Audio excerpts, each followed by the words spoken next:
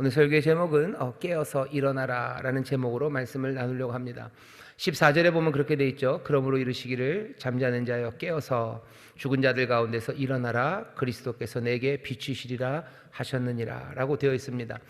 사실 14절 말씀은 14절 말씀은요, 앞에 뭐라 해야 되나 14절 말씀은 결론이기도 하고요, 또 뭔가 마지막으로 명령하는 말이기도 하지만 어떻게 보면 앞에 하는 이야기들을 조금 더 보충하기 위한 첨부 자료라고 생각하시면 좋습니다. 왜냐하면 거기 14절에 그렇게 되어 있죠. 그러므로 이르시기를, 그러면서 뭔가 인용을 하고 있습니다. 여러분들 논문이나 아니면 학교에서 레포트 같은 거 쓸 때 보면요, 뭔가 주장을 하고 그 뒤에 뭐라 그러죠?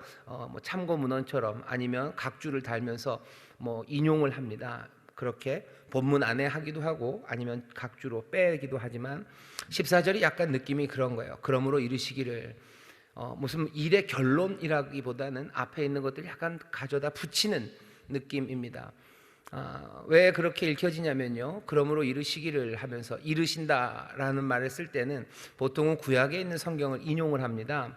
그런데 14절에 있는 말씀이 잠자는 자여 깨어서 죽은 자들 가운데서 일어나라 그리스도께서 내게 비추시리라 라는 구약의 말씀이 정확하게 여기에 해당하는 것 찾기가 쉽지는 않습니다. 사람들 말로는 아마도 이사야에 있는 말씀 한 몇 가지를 섞어 놓은 것 같대요. 이사야서 29장에 있는 말씀입니다. 제가 찾아서 읽을까요? 26장입니다. 한번 들어보셔요. 이사야서 26장 19절입니다.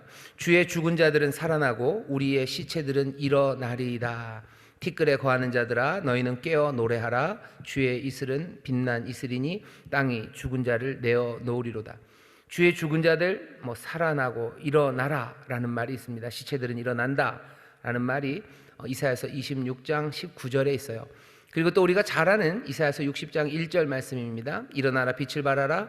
이는 내 빛이 이르렀고 여호와의 영광이 내 위에 임하였음이니라. 이사야서 26장이랑 60장 말씀을 잘 섞어보면 여기 14절에 그러므로 이르시기를, 그 뒤에 나오는 말씀이 어느 정도 이렇게 포함이 됩니다. 다시 한번 보실까요? 잠자는 자여 깨어서 죽은 자들 가운데서 일어나라. 26장 19절 말씀과 비슷하죠? 그리스도께서 내게 비추시리라. 내 빛이, 여호와의 빛이 내게 임하였다. 그러니 일어나라 빛을 발하라 하는 이사야서 60장 1절과 비슷합니다. 비슷한 구절이 이사야에 있는데 여기에 있는 요 말씀은 정확한 인용은 아니에요. 그래서 사람들이 그냥 상상하기를 여기 14절에 있는 이 구절, 잠자는 자여 깨어서 죽은 자들 가운데서 일어나라 그리스도께서 내게 비추시리라 하는 것은 아마 우리가 다음 주에 살펴보겠지만 시와 찬미와 신령한 노래들로 서로 화답하라고 하면서 초대교회 바울이 에베소 교회에 편지를 하고 있는데요, 에베소에서 부르는 찬송일 겁니다.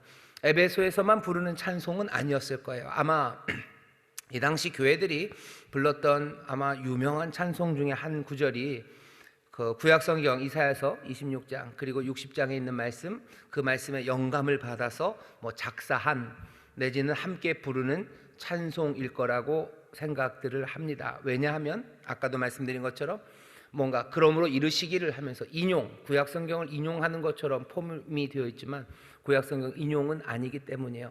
구약성경의 인용이 아니라면 교회가 갖고 있는 것은 지금 뭐가 있습니까? 하나님의 말씀이 있고 또 함께 부르는 찬송이 있어요. 그 찬송의 한 구절을 바울이 지금 여기다가 가져다 댄 거라고 생각을 하는 것이 많은 사람들이 생각하는 방식입니다. 찬송 한 구절을 가져다 대요. 그러면서 앞에서 했던 명령 내지는 앞에서 강조했던 것들을 다시 한번 더 환기시키죠.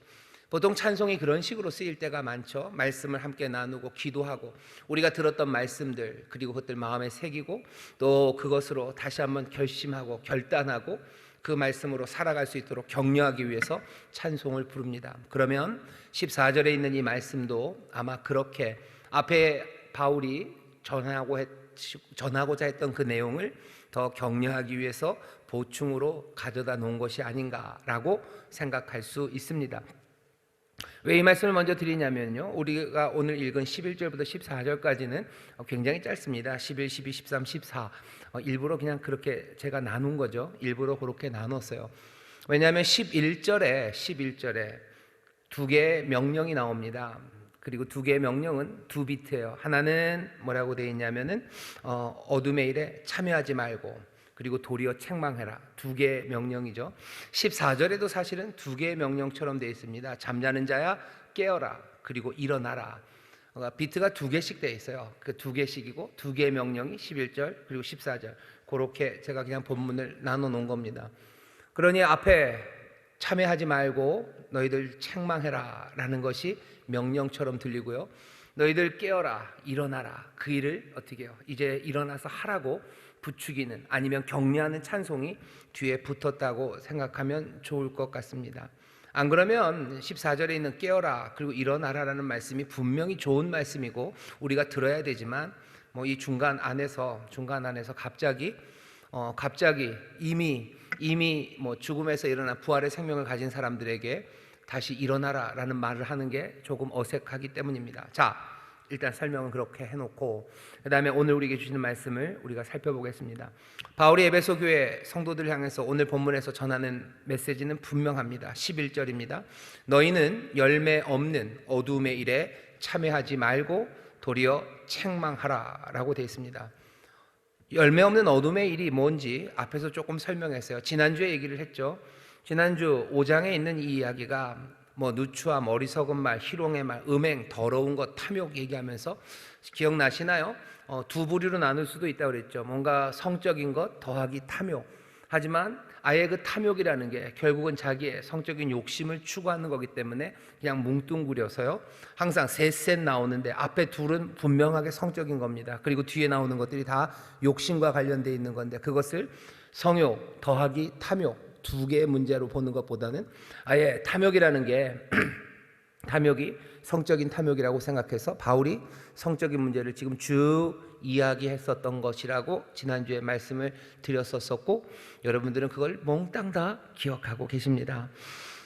그러니 11절에 나오는 열매 없는 어둠의 일이라는 게 참 다양하게 있을 수 있지만, 여기서 바울이 생각하고 그리고 이 말씀을 읽는 에베소 교인들이 마음에 담고 있는 것은 믿지 않는 이방인들이 했던 더럽고 부끄러운 행위, 꽤나 많이는 성적인 문제들입니다. 뭔가 성적인 타락이에요. 음란한 것들입니다. 그리고 뭐라 그래야 되나요? 그냥 뭐 성과 관련된 여러 가지 쾌락을 쫓아가기 위해서 행했던 말도 안 되는 어두움의 일들입니다. 이상하게 그런 일들은 다 어두움 가운데 합니다. 어두움 가운데 해요. 밤에 하죠. 밤에 하기가 어려우면 커튼을 치고 하죠. 창을 닫고 합니다. 어두움 가운데 하고, 그건 당연히 열매 없는 일들입니다. 바울이 분명하게 얘기해요. 너희는 열매 없는 어두움의 일에 먼저는 참여하지 말아라. 거기에 함께하지 말아라. 그리고 도리어 책망하라고 합니다. 참여하지 않는다, 안 하면 되는 거죠. 안 하면 됩니다. 안 가면 됩니다. 뭐 이상한 술집, 여자들 많이 나오는 술집 안 가면 됩니다. 젊고 잘생긴 남자들 많이 나오는 술집, 그런데 안 가면 됩니다. 뿐만 아니라 뭐 그것 말고도 뭐 쟤는 상상력이 부족해서 어떤 일들이 더 벌어지는지는 잘은 모르겠습니다. 공부를 해야 되는데 공부하고 싶은 마음은 없고, 어제는 뭐 난리도 아닐 겁니다. 어마어마한 일들. 지난주에도 말씀드렸지만 뭐 요즘 마약이 굉장히 우리나라의 심각한 문제가 되고, 뭐 마약 청정국이 더 이상 아니라고 그러는데, 마약과 관련된 여러 가지 범죄들, 그리고 마약이 유통되는 곳들은 거의 대부분이 90% 이상은 성적인 것과 관련되어서 마약이 유통되고 있대요. 그러니 여기 말하는 열매 없는 어둠의 일이라는 건 훨씬 더 우리의 상상을 초월할 만큼 다양할 거고, 그리고 여러 가지 일들이 이루어질 겁니다. 분명한 건 거기에 참여하지 말래요. 오늘 이 저녁에 여기 나오신 분들은 아마도 열매 없는 어둠의 일이라고 바울이 얘기한 이방인들의 더럽고 부끄러운 행위, 거기에 참여하지 않는 분들이 거의 대부분일 거고요. 그게 뭔지도 모르는 분들이 아마 꽤나 많으실 겁니다. 하지만 지금 제가 이 말을 하는데 속으로 아니 나는 잘 알아요 하시는 분들이 있으셔요. 그분들도 참여하지 않을 거라고 알고 예전에 그런 일들이 있었다는 것을 어쩌면 믿기 전에는 내가 조금은 참여했지만 이제는 참여하지 않는 분들이라고 믿습니다. 혹시라도 있다면 열매 없는 어둠 일에 참여하지 마시고, 지금뿐만 아니라 앞으로도 참여하지 마시고, 이것이 꼭 성적인 문제를 앞에 5장에서 다뤘다고 해서 열매 없는 어둠의 일을 꼭 성적인 문제에만 국한할 것은 아닙니다. 이방인들이 하는 어두운 일들, 열매 없는 일들, 남들 등 쳐먹으려고, 말이 너무 심하네요. 다른 사람들에게서 뭔가를 뺏기 위해서 속이는 일들, 여러 가지 계획과 그리고 또 치밀한 작전으로 내 부유함과 그리고 내 지위를 찾으려는 어쩌면 그런 부끄러운 일들, 거기에 참여하지 마셔요. 기회가 온다면 언제든지 여러분들은 뛰어드시나요? 대장동 사람들이 여러분들을 부르시면 기쁨으로 주가나를 부르신 것처럼 그렇게 내 인생에 가장 좋은 기회가 온다고 생각하고 그렇게 그 일에 참여합니까? 뭔가 힘있고 권력 있는 사람, 한 줌의 권력이라도 그 권력 있는 사람이 뭔가 일을 벌인다고 그러면 나도 거기 끼워주지 않나 기웃기웃대면서 또 거기에서 배제된 것으로 가슴 아파하고 그러지는 않으시는지. 바울이 분명히 얘기합니다. 열매 없는 어둠의 일에 참여하지 말라고. 그 사람들이랑 놀지 말라는 거죠. 그 사람들과 함께 하지 말라고, 거기에 끼지 말라고 분명히 말씀합니다. 그런데 거기서 끝나지 않아요. 참여하지 않아요. 그러면 되는 겁니까? 아니, 참여 안 하고 니들이 하던 말든 알아서 해라 라고가 아니라 바울은 그 다음에 훨씬 더 적극적인 말을 합니다. 너희는 열매 없는 어둠의 일에 참여하지 말고 어떻게 하랍니까? 도리어 책망하랍니다. 책망하래요. 책망하랍니다. 이 책망하는 건 잘 보셔야 됩니다. 참여하지 않고 그냥 상관없이 사는 게 아니라 책망한다라는 말로 쓰인 엘렌코라는 말은요, 책망한다라는 뜻도 있고 그리고 폭로하다, expose예요. 드러낸다라는 뜻도 있어요. 야단쳐요. 그리고 또 드러냅니다. 보통은 드러내야 야단을 칠 수 있죠. 그냥 무턱대고 막 그럴 수는 없어요. 뭐가 잘못했는지를 드러내요. 그리고 책망합니다. 엘렌코라는 얘기는 그런 얘기예요. 근데 오늘 본문에서 이 엘렌코를 책망하다라고 번역했는데 조금 문제가 있습니다. 왜냐하면 여기 지금 목적어는 하나예요. 열매 없는 어둠의 일, 그게 목적어예요. 거기에 동사는 하나, 참여하지 말아라. 이 일에 참여하지 말아라요. 그 다음에는 엘렌코도요, 열매 없는 어둠의 일입니다. 그러니까 열매 없는 어둠의 일을 책망해요? 그건 아니죠. 왜? 보통 책망이라는 건 사람에 대해서 하는 거예요. 열매 없는 어둠의 일에 참여하는 사람을 책망하라. 그러면 말이 되는데 여기 지금 목적은 하나입니다. 열매 없는 어둠의 일이에요. 그렇게 따지면 이 동사 엘렌코우가 드러내다 그리고 책망하다라는 뜻이 있다는 것을 우리가 안다면 여기 있는 이 말씀은 책망하다보다는 어쩌면 드러내다, 폭로하다 이렇게 이해하는 게 더 좋을 것 같습니다. 너희는 열매 없는 어둠의 일에 참여하지 않을 뿐만 아니라 너희들은 그것들을 드러내고 그것들을 폭로해야 된대요. 이것은 열매 없는 어둠의 일이다 라고 드러내서 말해야 됩니다. 그게 바울이 에베소 교회 성도들에게 지금 권하는 그리고 권면하는 삶의 방식입니다. 예수의 사람들, 진리로 살아가는 사람들, 빛으로 또 우리를 부르셔서 정말로 그리스도의 인도하심을 받아 그리스도 안에서 만물이 통일되게 하는 하나님의 뜻이 그거였죠. 하나님의 비밀이 그거였었죠. 1장에서 우리가 들었지 않았습니까? 하나님의 뜻은 모든 만물, 하늘에 있는 것, 땅에 있는 모든 만물을 그리스도 안에서 통일되게 하시려는 거예요. 통일된다는 건 그냥 하나로 만드신다는 뜻이 아니라요, 그 모든 것들이 한 질서 안에 있게 하시는 거예요. 그리스도의 다스림으로 질서를 잡아갑니다. 질서를 잡아간다는 건 어쩌면 정리될 건 정리되는 거고 그리고 제자리에 가야 될 건 제자리로 가져다 놓는 거예요. 그리스도가 만물을 통일하시는 그 통일의 세상에 여기 열매 없는 어둠의 일이 있다는 건 상상할 수 없습니다. 열매 없는 어둠의 일들은 치워져야 돼요. 그래야 만물이 그리고 거기에 사는 모든 인생과 생명들이 그리스도 안에서 온전한 통일을 이룰 겁니다. 하나님이 뜻하신 바는 그거예요. 그리스도 안에서 만물이 통일되게 하시려는 그 하나님의 뜻, 그 뜻을 위해서 우리를 부르셨어요. 정말로 먼 데 있었던 우리들, 진노의 자식들인 우리를 불러서 하나님의 찬송이 되게 하시고 하나님의 작품으로 만드셔서 하나님의 선한 일, 그 선한 일에 쓰임이 되게 하시려고 하신 거예요. 어떤 선한 일이요? 마음 착한 일? 아니죠. 하나님의 선한 일은 하나님의 그 영원하신 계획입니다. 만물을 통일하게 하시는 그 선한 일에 우리를 부르신 거예요. 그러니 우리의 삶은 우리 자신도 그리스도 안에서 통일된 삶, 그리스도 안에서 질서 잡힌 삶이 되기 위해서 우리 자신이 열매 없는 일에 참여하지 말아야 될 뿐만 아니라 세상 만물을, 모든 사람들을 그리스도 안에서 통일되게 하는 그 선한 일에 우리가 부름받았기 때문에 열매 없는 그 어둠의 일들을 도리어 드러내는 그 일들을 우리에게도 맡기신 겁니다. 우리가 폭로할 거예요. 드러낼 겁니다. 어떻게 드러내요? 저 삶들이 열매 없는 어둠의 삶이라는 걸 어떻게 드러냅니까? 먼저는 이렇게들 할 수 있어요. 우리의 경건한 행실로 그렇습니다. 우리의 경건한 행실이 열매를 많이 맺기 시작하면, 아주 극단적인 예를 들어볼까요?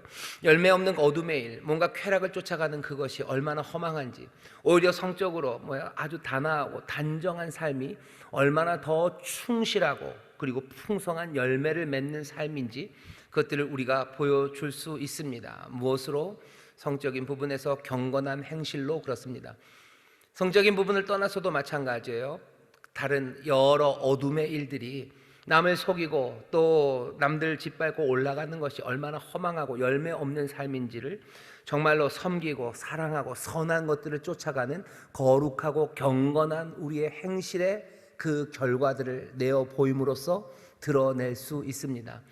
다른 사람들 뺏으려고 잘 먹고 잘 살려고 해봐야 그것이 드러내는 열매 없는 삶 말고, 내 욕심 한껏 부리기 위해서 그냥 밀어넣을 수 있는 대로 밀어넣는 삶이 아니고 자제하고 그리고 거룩하고 남들을 섬기고, 오늘 낮의 설교처럼 구하는 자에게 주고 꾸고자 하는 자, 그 사람 거절하지 않으면서 그렇게 선한 것을 내어주는 그 삶이 얼마나 하나님이 주시는 약속의 평강과 그리고 하나님 약속하신 그 기쁨을 누리는, 자기만 기쁠 뿐만 아니라 그 주변이 들어오며 나가며 만나는 사람들마다 그 삶을 얼마나 밝게 하는지 우리가 드러낼 수 있습니다. 질적으로 다른 삶을 보여주는 거죠. 그래서 주변에 빛을 비추고 부도덕한 삶 그리고 어둠의 행실이 얼마나 허망한지를 드러낼 수 있습니다. 우리가 요새 읽는 그 산상수훈 마태복음 5장 16절에서 예수님이 그렇게 얘기하셨죠. 너희 착한 행실을 보고 하늘에 계신 너희 아버지께 영광을 돌리게 하라. 너희가 착하게, 너희가 정말로 잘해서 하나님 앞에 영광을 돌려드리게 하라고. 너희가 잘해서 열매 없는 어둠의 일 말고 하나님의 말씀이 참되고 하나님의 약속이 신실하다고 하나님 앞에 영광을 올려드리는 그런 삶, 그런 삶을 살 수 있다고 분명히 말씀하십니다.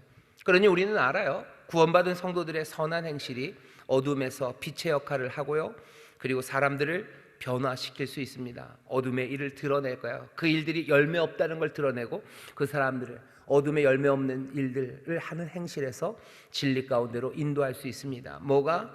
구원받은 성도들의 선하고 경건한 행실이 그렇습니다. 그러니 우리가 열매 없는 어둠의 일을 드러내는 방식은 경건한 행실로, 말이 아니라 경건한 행실로 그 일을 할 수 있습니다. 하지만 몇 주 전에도 제가 말씀드렸지만요, 그것으로 충분한가 하는 거예요. 그것으로 충분한가? 우리가 질적으로 다른 삶을 사는 것만으로 어둠의 일을 제대로 폭로할 수 있는가? 몇 주 전에 그런 말씀 드렸었던 것 같아요. 행실로 보여라. 행실로 보여라. 그러니까 제 반론은 행실로 보여라는 말을, 그럼 너도 행실로 한번 우리한테 보여보라고. 그게 되는지. 그게 그렇게 쉽지 않습니다. 그렇게 쉽지 않아요. 예수님께서 이 땅에 사시면서 거룩한 삶 그리고 참된 의의 삶이 무엇인지 우리에게 분명하게 보여주셔서요. 하지만 예수님 오셔서 그 삶을 보이시며 마임하신 게 아니에요. 예수님이 몸짓으로 삶으로 하나님의 은혜와 하나님의 능력을 보여주신 것만은 아니에요. 분명히 그 삶이 뭐를요? 예수님이 하신 그 말씀을 증거하는 거지 예수님이 입 다물고 계시지 않으셨어요.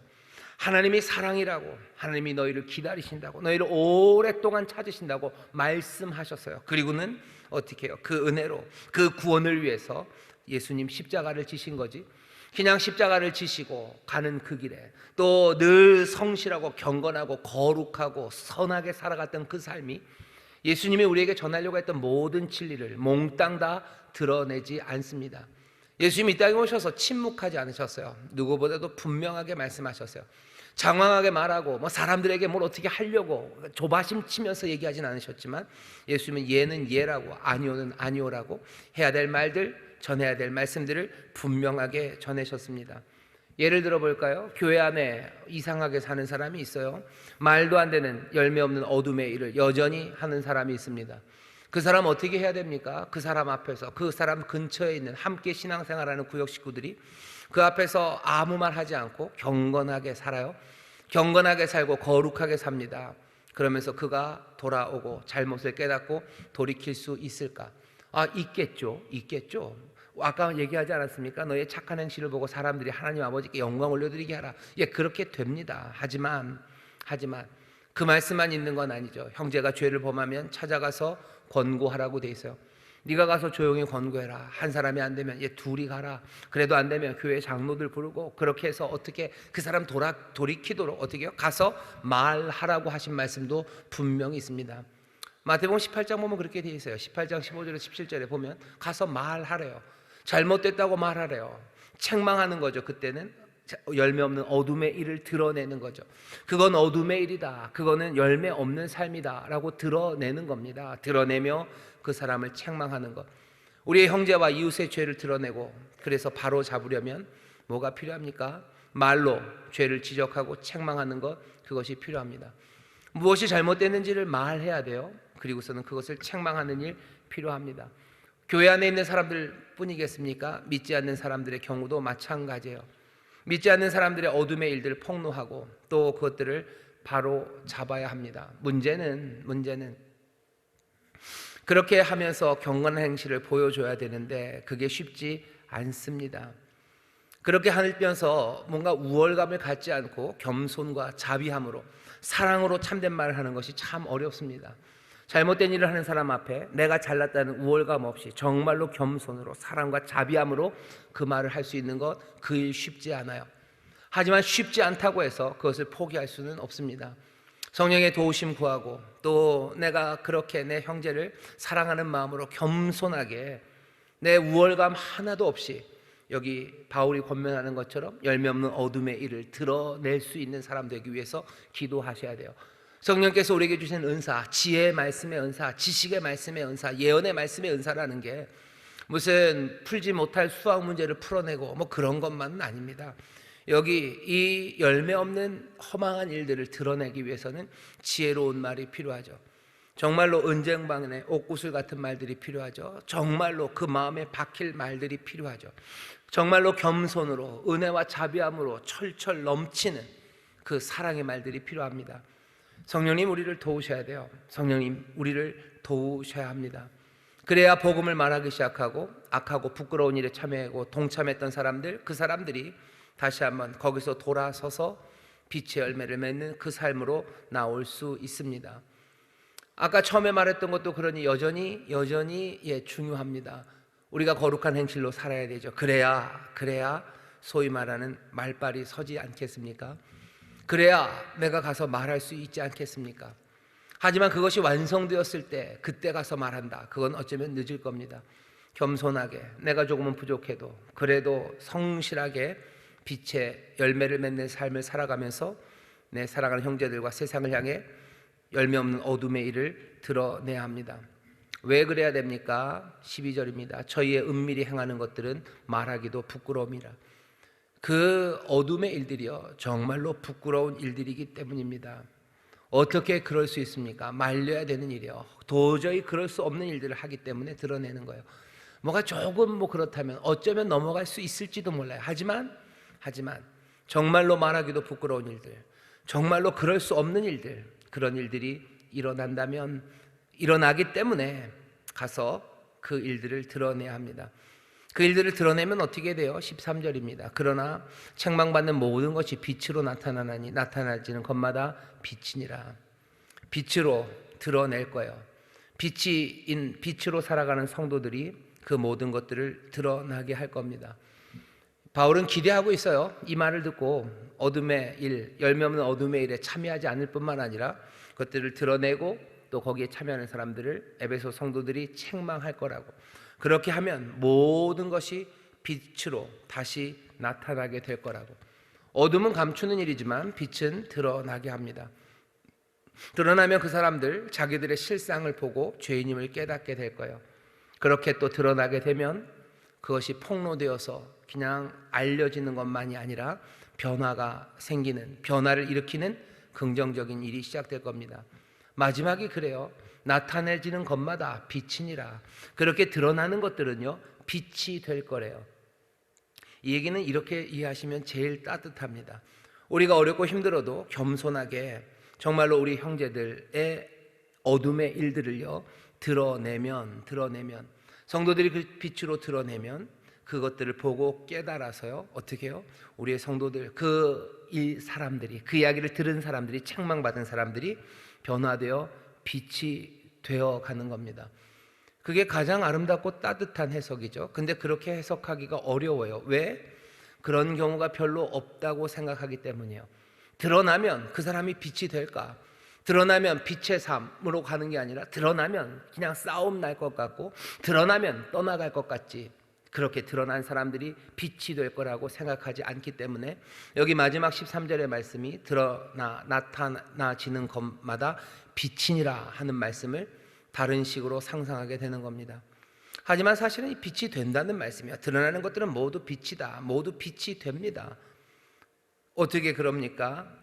사실은 말이 안 되죠. 드러나는 건 빛이 비추면 그게 빛이 됩니까? 아니죠. 빛을 그냥 반사할 뿐이지 그게 빛이 되지는 않아요. 그건 태양빛에 관한 이야기예요. 하지만 진리의 빛이, 생명의 빛이 비추면 그때부터 그 사람들은 빛이 됩니다. 이건 하나님 안에서 영적으로 일어나는 일이에요. 진리의 빛 성령께서, 또 진리의 빛 대신 예수 그리스도께서 우리에게 비추면 우리는 그 빛에 따라서 그냥 우리가 밝아지는 게 아니라요, 우리가 빛이 됩니다. 어떻게 훨씬 더 신비한 방식으로, 그러니까 신비주의 내지는 그런 신학적으로 얘기하면요, 빛이 비춰지면 빛이 우리 안에 침투되는 거예요. 빛을 영접하는 거죠. 그래서 우리 안에 빛이 발하게 되는, 빛이 되는 사람들이 될 수 있습니다. 바울은 지금 그렇게 얘기하는, 그래서 드러나면, 빛으로 드러나면, 그 빛이 비춰지면 그 사람들도 빛이 될 거다. 너희들이 드러내어 책망하는 그 일이 너희 사랑하는 성도들의 삶을 바꿔낼 거다. 어둠의 일에 참여했던 사람들의 삶을 바꿔낼 뿐만 아니라, 그 성도들 뿐만 아니라 바울이 바라는 건 뭡니까? 세상에 있는 그 사람들에게도 너희들이 그 열매 없는 어둠의 일을 드러내고 책망해서 그것들에게 빛을 비추게 하면, 그 빛이 비추면 그들도 빛이 될 거라고, 빛의 자녀로 오게 될 거라고 바울은 과감하게 지금 선포하고 있는 겁니다. 이 일들은 우리 주변에 가장 바람직한 형태로 일어나는 경우들이죠. 정말로 주 안에서 빛이 된 성도들이 어둠의 일들을 책망하며 드러낼 때 정말로 그 어둠이 걷어지기 시작하고요, 죄 짓고 어둠에 있었던 사람들이 자기 자신을 바라보며 삶을 다시 한번 변화시키는 일을 하는 것, 그것이 우리가 알고 있는 제일 아름다운 모습이에요. 하지만 물론 우리도 압니다. 그 일이 쉽지 않아요. 복음의 진리가 말해져야 되고 성령님께서 함께 하시고 역사하셔야만 이 일이 이루어집니다. 아슬아슬한 일이에요. 그리고 어려운 일입니다. 우리가 다 할 수 있다고 자신할 수 있는 일도 아니에요. 그러니 성령의 도우심을 구해야 합니다. 성령께서 함께 하시면, 성령이 우리를 도우시면 우리에게 그 말씀을, 그 빛을 이 말을 듣는 사람들에게 비추시고 그 말씀을 그 마음 안에 넣어주시면 삶이 변하는 거죠. 우리가 알고 있는 사도행전 16장 보시면요, 루디아도 그렇게 변했습니다. 사도행전 16장 14절에 보면 두아디아 성의 자주장사로서 하나님을 공경하는 루디아라 하는 한 여자가 들었는데, 말씀을 들었어요. 주께서 그 마음을 열어 바울의 마음을 청종하게 하신지라. 마음을 여시는 주님이셔요. 말씀을 가져다 전하시는 성령님이셔요. 우리가 드러내고 책망할 때 그 빛을 그 마음 안으로, 그 삶으로 가져다 주시고, 그리고 열어 제끼시는 주님과 성령의 놀라우신 능력, 그것들을 의지해야 합니다. 내가 그것들을 드러내면, 우리가 드러내면 이 사람이 빛이 될까? 아무리 생각해도 안 될 것 같죠? 아니, 우리가 본 경험들, 우리가 아는 것들, 어쩌면 바로 여러분들이 그 일의 증인입니다. 여기 계신 분들 중에서 마음이 꽤나 단단하셨던 분들 계실 거예요. 내가 예수 믿을 거라고 상상도 못 하셨던 분들이 있을 겁니다.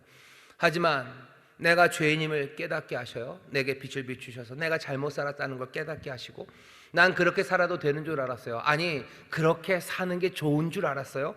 그런데 내 삶의 어두움과 열매 없음의 허무함을 드러내시고 나로 하여금 다시 한번 비추시는 빛, 그 안에서 나로 빛으로 살게 하시는 그 은혜를 여러분들이 체험한 바로 그 증인들이실 겁니다.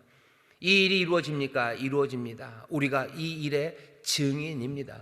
우리가 부활의 생명의 증인이에요. 이 빛의, 이 생명의 빛의 증인이 다른 사람들이 아니라 우리들입니다. 그러니 14절 얘기하는 거예요. 그러므로 말했다. 벌써 깨어서 일어났던 사람들이요, 그러므로 이르시기를 잠자는 자야 깨어라, 죽은 자들 가운데서 일어나라, 그리스도께서 내게 비추리라 하셨느니라. 이 찬송이죠. 너희들 이미 일어났어요. 죽음에서 일어나지 않았냐? 너희들 빛이 비춰져서 그렇게 빛의 삶으로 살아가지 않냐? 이 이야기가 찬송인데요, 그리고 이 찬송은 아마도 세례 때, 침례 때 불렀던 찬송일 겁니다. 침례 때 불렀던 그 찬송을 다시 한번 불러주는 거야. 너희들의 삶이 바뀌지 않았냐는 거야. 너희들 드러내라. 그러면 그들의 삶이 빛으로, 빛이 된다. 바로 너희가 증인 아니냐? 너희가 죽었다가 일어나고 너희가 빛이 된 사람들 아니냐? 너희들 그 노래, 침례받았던 그 시간들 생각해 보라는 거야. 전에 너희가 어둠에 동참한 에베소인들 아니었냐? 그런데 너희가 침례받을 그때 죽었던 자들이 깨어났었고, 그리고 그 빛이 너희 가운데 비추리라 하신 것처럼 너희들이 빛이 비춰져서 이제 빛이 되지 않았냐? 그러니 이제는 어둠의 일에 참여하지 않을 뿐만 아니라 그것들을 드러내고 폭로함으로 어둠에 있었던 사람들을 빛으로 만드는 그 삶을 너희들 사는 거 아니냐고. 너희가 증인 아니냐고. 침례의 그 시간들을 생각하라고 이 노래, 이 찬송 하나를 지금 바울이 이 말씀을 듣는 사람들에게 한가락을 불러주는 겁니다. 오늘 우리에게 주신 이 말씀은 분명하게 깨어라, 너희들 깨어난 사람들, 일어난 사람들, 너희들이 그 어둠에 참여하지 않기 위해서, 그리고 또 동시에 그것들을 드러내기 위해서 너희들 깨어서 일어나라고 우리를 지금 격려하는 그런 말씀입니다. 이 말씀을 우리가 들었다면 우리가 해야 될 일은 분명해요. 우리는 폭로하는 일, 드러내는 일을 합니다. 먼저는 참여하지 않아야 돼요. 하지만 제가 믿습니다. 여기 계신 대부분의 분들은 열매 없는 어둠의 일에 참여하는 것에서 멀리 떨어져 나오신 분이라는 걸 알아요. 하지만 어쩌면 그 두 번째 명령이죠. 두 비트라고 그랬어요. 두 박자인데 참여는 안 해요. 하지만 책망하는 거, 그것을 등한시했다면 오늘 이 뒷부분의 말씀에 귀를 아마 기울이셔야 될 거예요. 여러분들에게 주시는 도전, 여러분들에게 드리는 권면은 열매 없는 어둠의 일에 참여하지 말라, 이 조금 안전하고 편안한 말씀이 아닐 겁니다. 그 말씀대로 그건 내가 잘하고 있습니다. 내가 거기에 참여한 지 진짜 오래됐고 난 그게 뭔지도 모르는 사람입니다. 그러실 분들 많아요. 하지만 그 일들을 드러내라, 그 일들을 폭로해라 라는 명령 앞에는 고개를 갸우뚱하게 됩니다. 못할 것 같은 거예요. 못할 것 같고 그게 효과가 있을까 싶은 거죠. 왜? 드러내고 폭로하는 건 늘 위험합니다. 위험하죠. 그거 했다가는 뭐 하는 거예요? 싸우게 돼요. 척지게 되죠. 배척하게 되고. 그래서 매우 위험합니다. 이건 교회 안에서도 위험해요. 교회 안에서도 위험합니다. 교회 안에서도 척지게 되기가 쉬워요. 근데 그걸 세상에서 한다고요? 그건 더 어렵습니다. 그랬다가는 어떻게 될지 몰라요. 하지만 그럼에도 불구하고 오늘 바울이, 또 바울을 통해서 우리에게 주시는 주님의 명령은 아주 확고하고 분명해요. 너무 짧아서 분명해요. 너희는 열매 없는 어둠의 일에 참여하지 말고 도리어 책망해라. 도리어라는 말이 붙으면 거기에 강조가 되는 거죠. 여러분들 영어 시간에 배웠죠? 나돈니 파돌소 이런 거요. 뭔가 그게 똑같지만 아닙니다. 강조하는 게 있어요. 강조하는 게 있기 때문에 뒤에 나오는 동사도 그 강조하는 거 따라갑니다. 여기서도 오늘 강조하는 건 뭐예요? 참여하지 말고가 아니에요. 강조하는 건 도리어 책망하라. 이 말씀 지금 강조하는 거예요.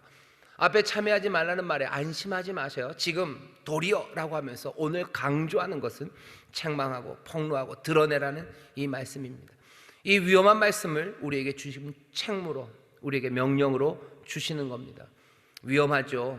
배척받기 쉽죠. 그렇다면 다시 한번 에베소를 보셨으면 좋겠어요. 에베소 이 편지를 받는 사람들, 에베소 교인들은 이 당시 얼마나 되었을 것 같으셔요? 터키, 지금의 그 터키 남쪽에 이방인 도시, 그것도 어마어마한 이방 도시입니다. 어마어마한 뭐라 해야 되나요? 이방신 아데미를 섬기는 그 도시에 정말로 한 줌의 그리스도인들이요. 에베소가 굉장히 큰 도시입니다. 당시만 해도 인구 25만이 살았대요. 조그만 도시 안에 인구 25만이 산다는 건 어마어마한 도시예요. 그 도시에 한 줌밖에 안 되는 에베소 성도들, 그 사람들이 에베소의 만연한 그 이방 숭배와 또 이방 숭배와 이방 신을 섬기는 그 숭배와 연결된 온갖 음란한 일들, 그것들이 열매 없는 어둠의 일이라고 그것들을 폭로하고 드러낸다고요? 그 일은 얼마나 위험합니까? 뻔히 알아요. 그러면서도 주시는 말씀이에요. 오늘 우리는 어떤가요? 우리는 교회 안에서 이 일을 폭로하는 것도 만만치 않지만 이 사회에서, 이 대한민국 사회에서 이 일을 우리가 폭로하는 것, 그거 위험한 건 맞지만 에베소만큼은 아닐 겁니다.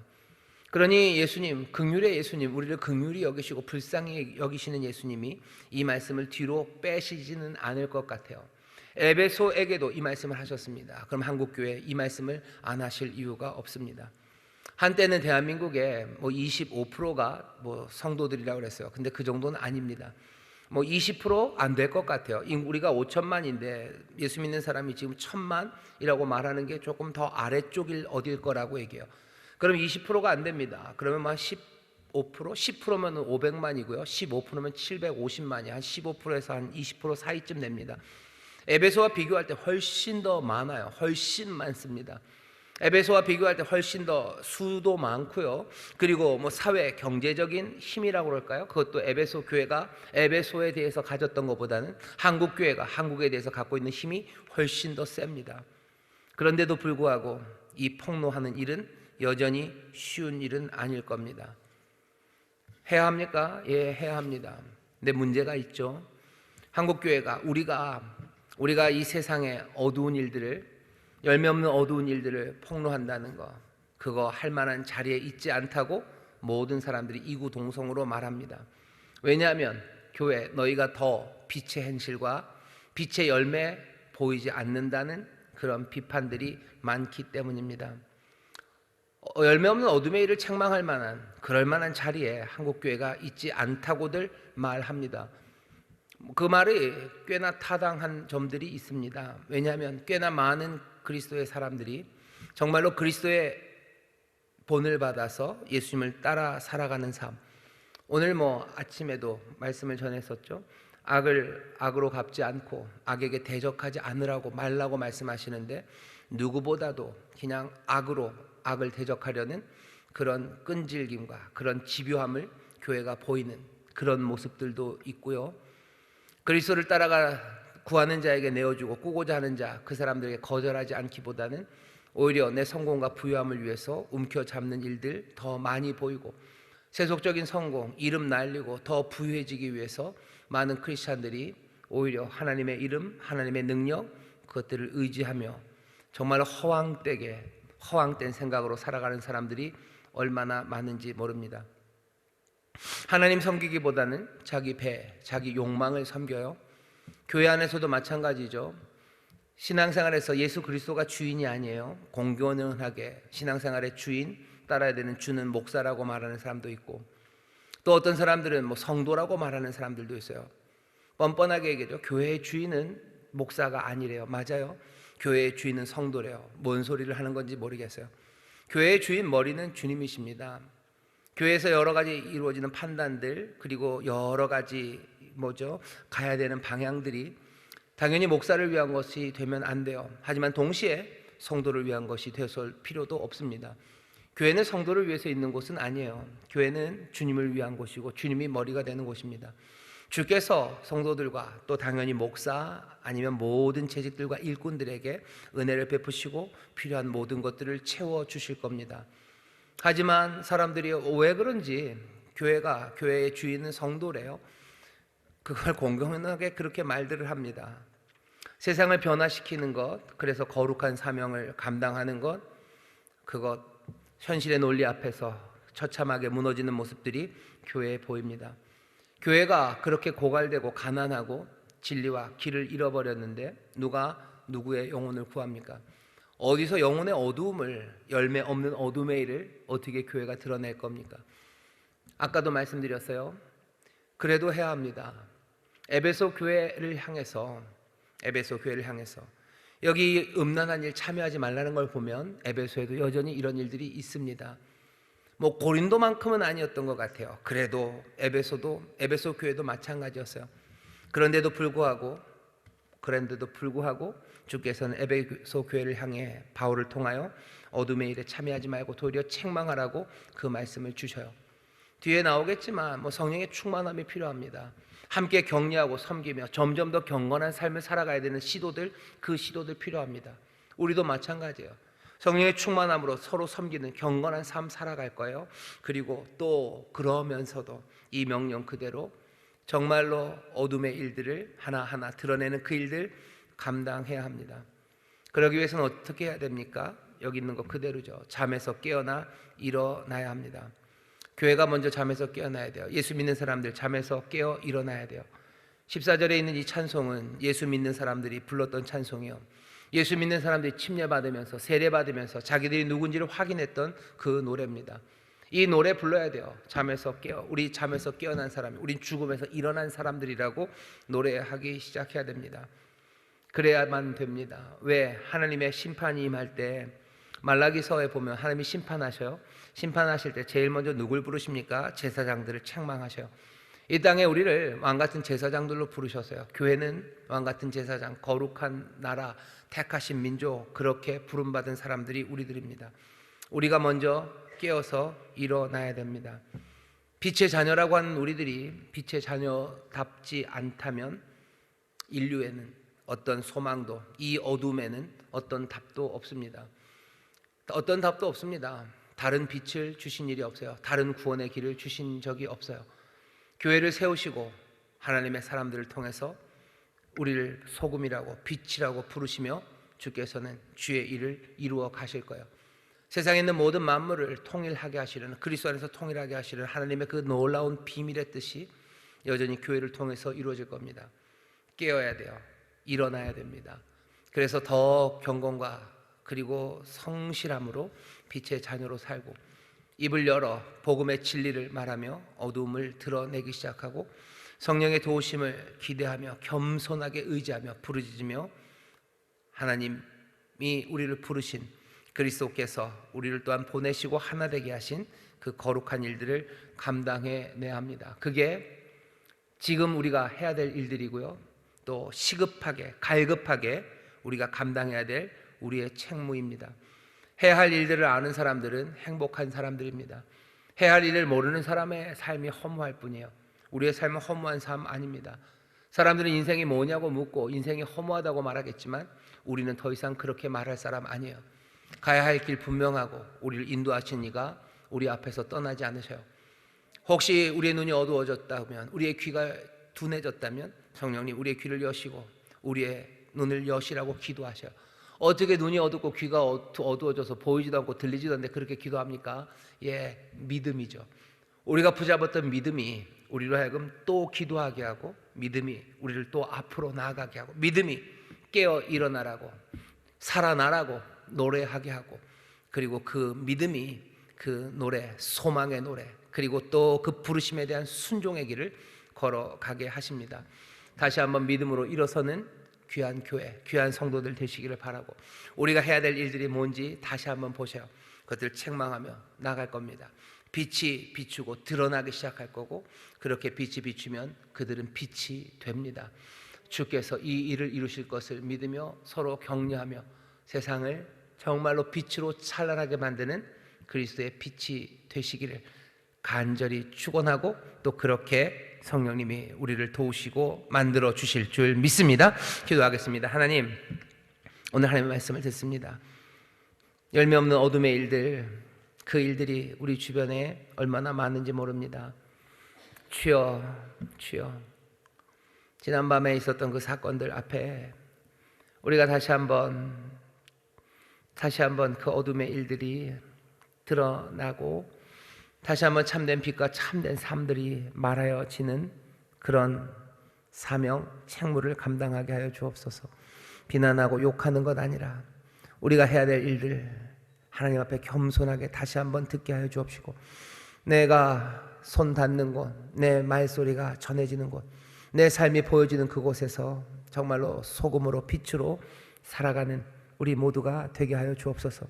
내 사랑하는 자녀들, 내 구역 식구들, 내 이웃들, 아버지 하나님, 정말로 거기에는 더 이상 열매 없는 어둠의 일 대신에 그리스도의 생명의 빛, 그 빛이 비추어 그리스도의 진리와 생명의 빛으로 빛나는 사람들, 그 사람들이 하나 둘씩 서게 되는 하나님의 선하신 역사, 아버지 안에는 그것들을 보게 하시고 또한 우리로 이루게 하실 줄 믿사오니 성령님 우리를 도우시고 하나 되게 하셔서 이 일들 감당하는 귀한 교회, 귀한 성도들이 되게 하여 주옵소서.